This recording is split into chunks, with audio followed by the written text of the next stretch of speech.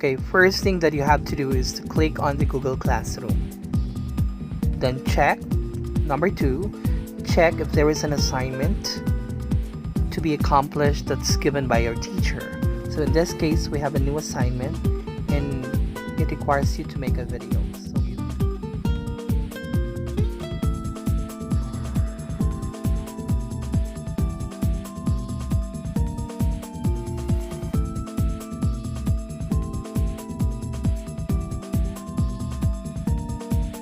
So in order for you to submit a video, all you have to do is to slide up, okay, for you to be able to add your attachment.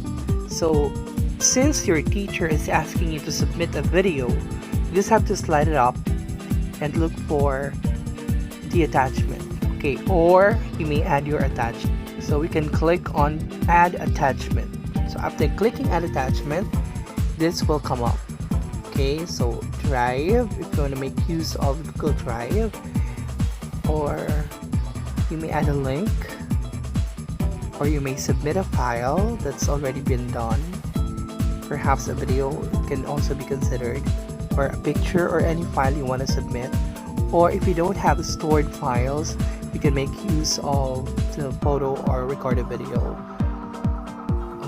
There you can also create new docs, new slides, new sheets, or new PDF. Okay, but in this case, you're only asked to submit a video. Then you just have to record video.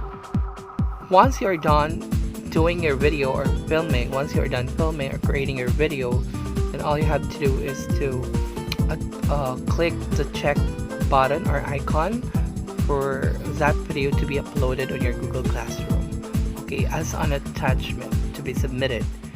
Okay, so just have to wait for it to be downloaded, to be uploaded. So after uploading it, you will see this one. You will see the words turn in. So just all you have to do is to click turn in. Okay, it means you have to submit or you have to resubmit.